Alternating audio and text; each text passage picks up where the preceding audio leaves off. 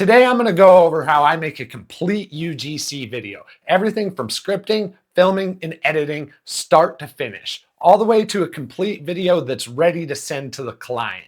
And by the end of this video, you'll have some techniques that you can apply to your own UGC videos. Let's jump right into it. I start every video with a script. I think almost everyone does in this particular scenario, but I follow a very specific yet simple scripting guideline I've kind of created for myself.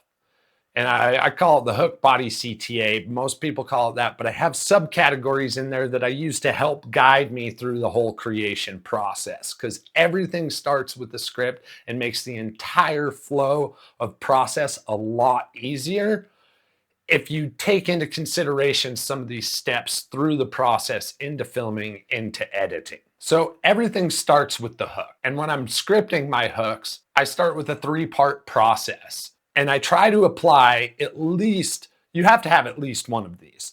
But if you can have 2, preferably all 3, makes for the best hooks in a UGC video. If you can combine a visual, a verbal, and a written hook all together, you've got a winning formula that's going to grab your viewers' attention and keep them at least locked in to see what the video is about. So the video that I picked to go over through this entire process today, I tried to find something that wasn't too overly complex that I've done in the past to help show the entire process without getting too complicated. And I picked a video for an insurance company because there's no physical product, so it should be a little bit easier to follow in that regard. And that video is Next Insurance. So I'll go over how I wrote the script for this. So when I start the process, I don't get too overly complex. Other than while I'm writing, I do try to think about the other processes and start thinking about the B-roll that might attach to what it is that I'm saying. So I always keep that in mind as I'm scripting. So while I was thinking about this particular one, I didn't want to go too crazy because I already had in mind a visual hook of potentially damaging my finger under a saw, being that it's for an insurance company and they wanted to go from the perspective of like a small business owner, construction owner was their overall theme for the project. So I figured the visual hook might be a little bit better than just a verbal hook alone. So I went really, really simple on that. Accidents can happen. My whole thought process in my head with the visual side of it kind of dictated my verbal side. So I knew I wanted to have some visual of damaging my finger under a saw. So I thought I would keep it as simple as possible on the verbal side. And I always tie my product intro in with my hook. So I went right into it. Accidents can happen. That's where Next Insurance has me covered in more ways than one. But there's a multitude of different ways that you can structure hooks. However you write your hook, you want it to be attention grabbing. A lot of times I can use what I like to call the WTF hook. You know, what the, just something that's like, did he really just say that? Or, you know, what's he talking about? Most of the time, those work pretty well. From there in my scripting process, I move on to the body. Technically, these two I tie together, but the product intro is part of the body. And then I like to go over what I call, you know, the 3 points or a problem solution. And if you can combine those two, even better. I try to pick 3 pain points through product research that I can use within my script as I'm structuring my video. 3 common pain points that consumers want a solution to their problem. So in a certain respect, you know, every video is a problem solution, but not all the time. So I kind of try to separate them and or combine them if possible. And this particular video has a slight combination of those two. So I'll get into how I wrote the body for this. So now that we have our hook, I got into writing the body. And as you always should, I did pretty extensive brand research before I wrote my script to make sure that I was conveying the specific points the consumer would see as problems that they want a solution to. And fortunate for me, I did own a small construction company in the past, and insurance was a pain. So I wrote it from my perspective. And a lot of times, your personal experience coming out in your scripts is always going to be the best way to write them, because if you had those issues, other people have had them and they will relate to it much better. So as I came into the body, I wrote it as a small construction, like I just conveyed to you. As the owner of a small construction company, my expertise is in building, not insurance. I don't know if I need general liability, workers' comp, a licensed bond, or all three. But Next Insurance made it quick and easy to find the right insurance for my business, so I know I'm covered when I'm on the job.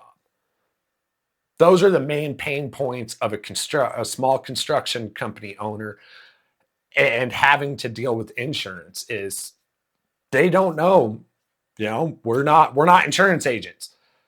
They don't know what type of insurance that they're going to need. And to make that process as simple and as painless as possible is what's going to work for something like that the best. So that's how I pulled that together and structured it. And then next, the CTA, I try to tie a product outro in with the CTA, and that changes for every scenario. And it also is determined by the length of the script, because I know for myself, I track my word count. I know that I, on average, in a UGC video, speak about 160 words a minute. So if it's a 30-second spot, I know somewhere around 80 words per minute, give or take 10 to 15 words, is going to put me in that 30-second range. But from there, I go into product outro and directing the consumer. And CTAs are probably the easiest thing to write when it comes to scripting a UGC video. They're not overly complex. It's just directing the consumer to a direct call of action on what next step to take, which is usually, check out this next video here, or click the link to learn more, or click shop below, so on and so forth. And that's why I like to tie a product outro into the solution, but back to the beginning of the video, that just kind of brings it all together. This one was a little simpler.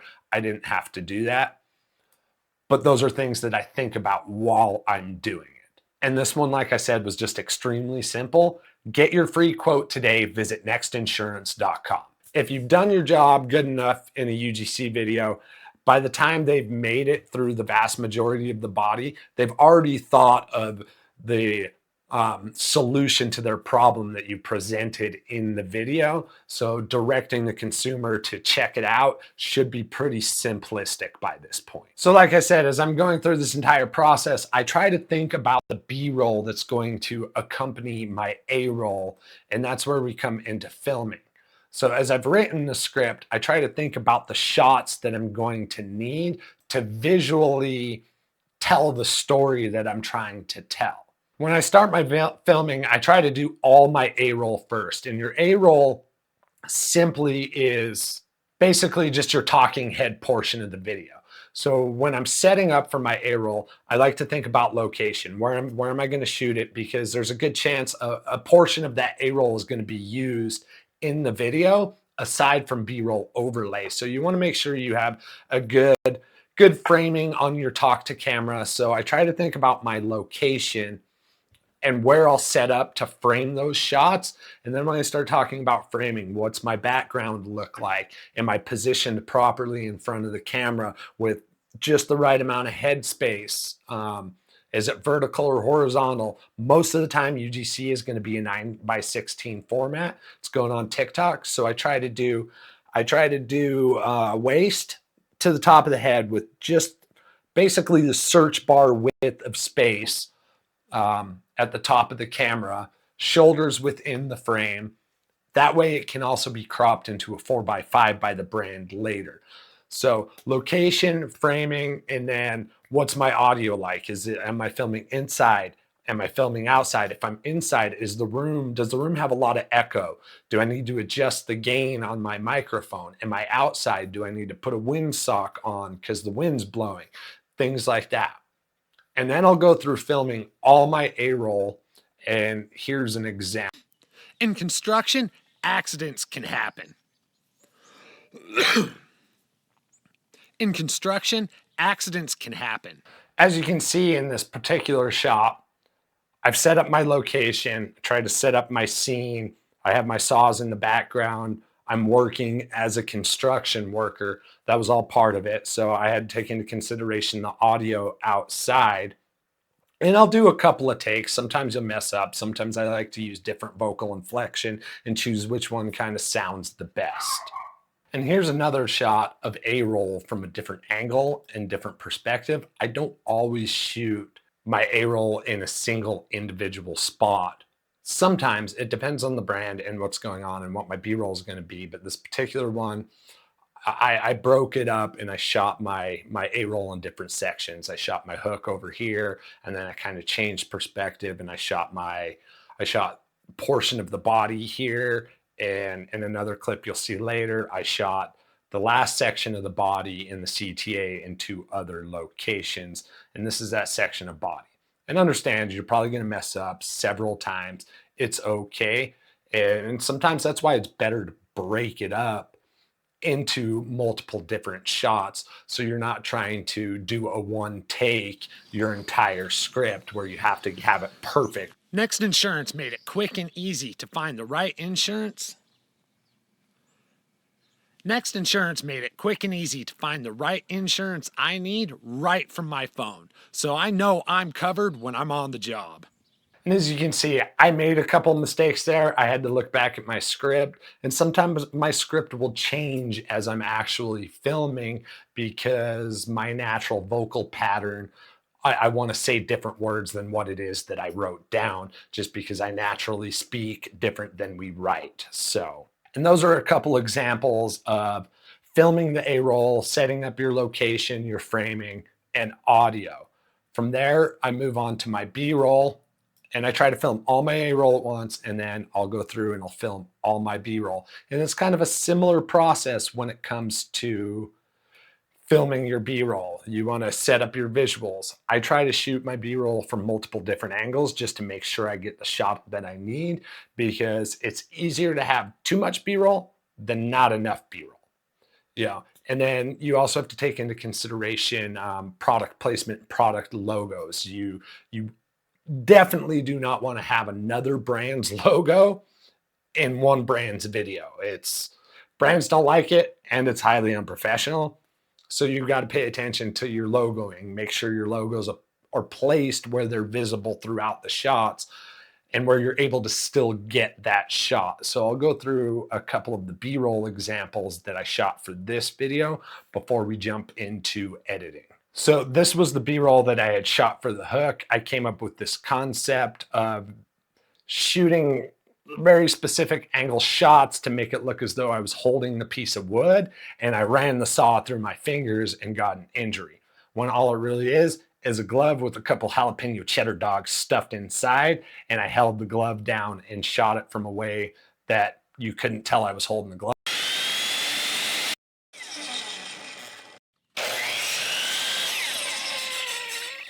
It was kind of tricky to hold the glove and get it done, but I also shot it from 2 different perspectives so I could bounce back and forth, like I said, 2 different angles to make sure I got the right shot. So here's another example of a B-roll. I actually got an email right in the middle of the project while I was filming that the brand wanted to add in a part that said, basically, it's easy to do right from your phone.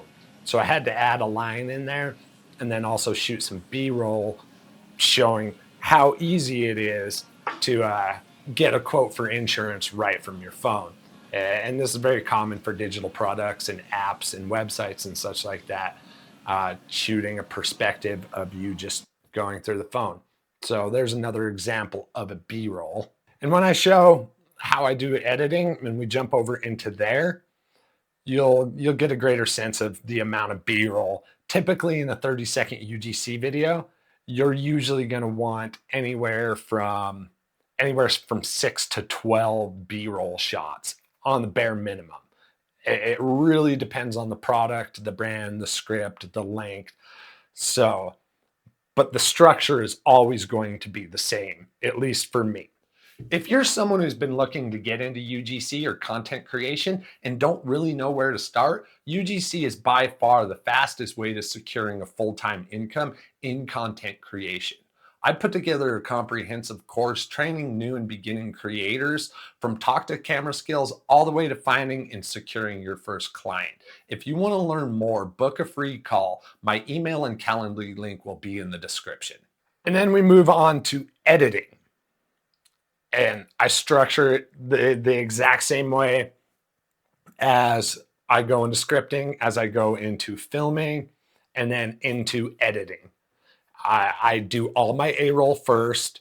I go through there, I cut out any mess ups, all the bloopers. Sometimes I like to push the bloopers off to the side because I'll make blooper reels to put on social media just because they're hilarious. Because sometimes we can get hung up on just the most ridiculous words that just all of a sudden become hard to say. So I'll cut out all the bloopers, I'll cut out all the pauses, and I'll cut out the pauses in such a way to try to keep the speech flow as natural as possible. But gaps and pauses in UGC videos give the viewer an opportunity to swipe away. So you don't want to have a pause that literally lasts more than 5 to 9 frames or 5 to 10 frames roughly, which would be about a tenth to an eighth of a second roughly. And then from there, I'll check my audio quality and see if it needs to be adjusted.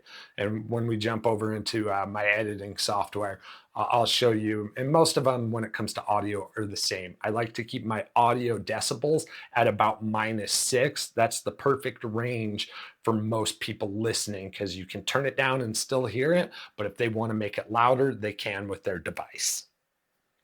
And then from there, I'll bring in all my B-roll and organize my B-roll based on my script to tell the visual story with the B-roll based on how I wrote my script. So visuals and verbals matching, and that B-roll will go with that. And then when I'm done there, I'll add in transitions if I feel like it needs a little something extra. I try to keep my UGC videos a little more on the simplistic side because if the meat and potatoes of your video is good enough, you don't need a bunch of fancy transitions to keep it engaging.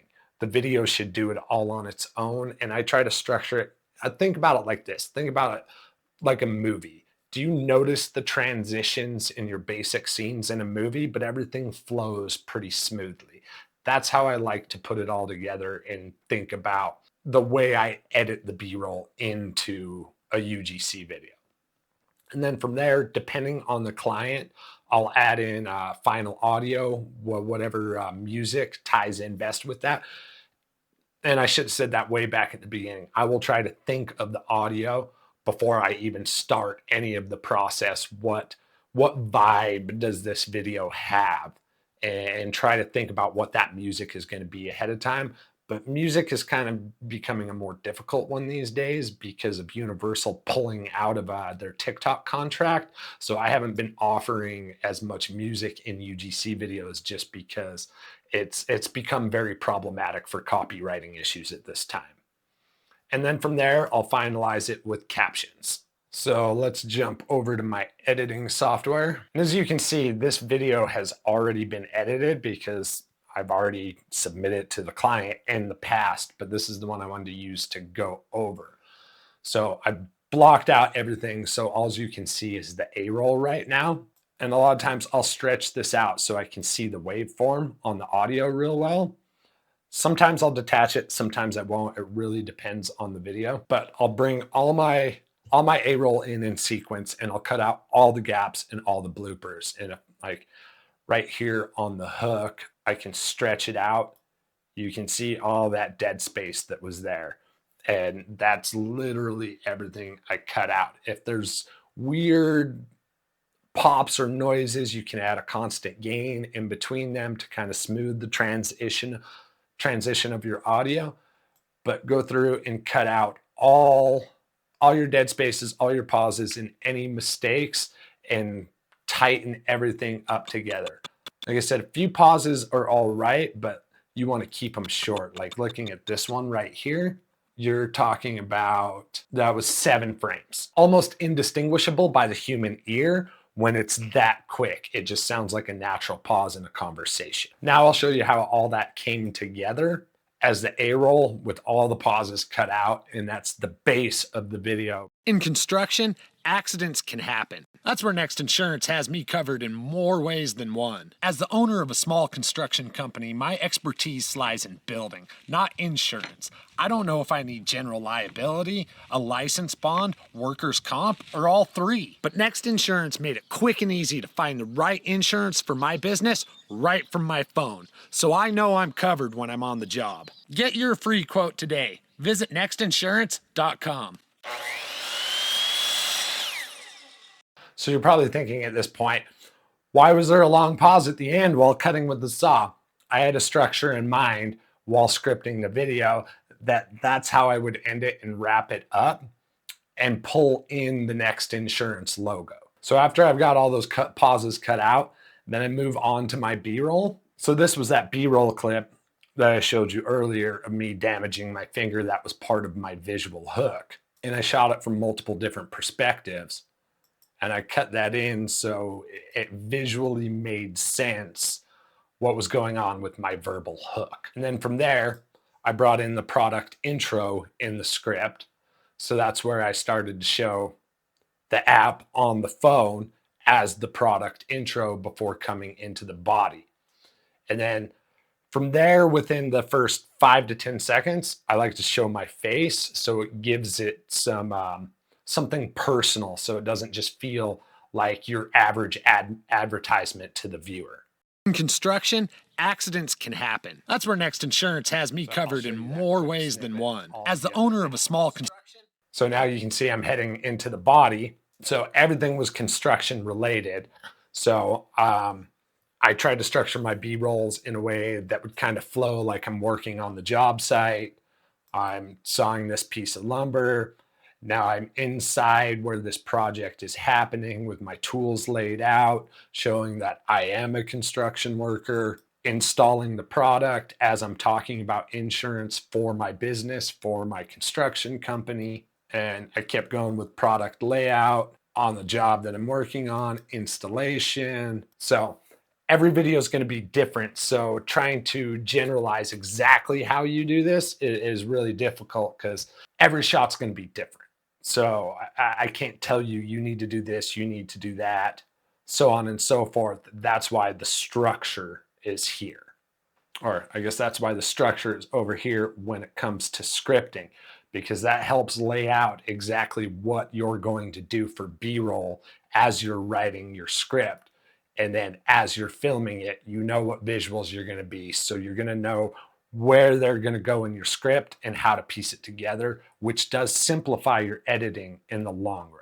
So from there, I verbally matched everything to what I had laid out in my script. And on from there, it would be my transitions. I didn't feel like this really needed any fancy transitions. There was something funky going on here that I don't remember. And that's why I added this little zoom feature right there to trade those clips, because something just didn't line up. So sometimes a transition can help hide something that's, visually awkward. Maybe the clips are clipping a little bit weird or clicking a little bit weird or alignments off. You can use a transition like that to just simply hide it. So then from there, this was the audio track. I'll isolate it from the other sounds. I usually like to do a fade in depending on the noises, because I had the saw going in the background. I did a pretty low fade on this. And when it comes to audio on a UGC video, you typically want to be anywhere from 12 to 18 decibels below your voice. You do not want the background music or background audio to drown out your voice.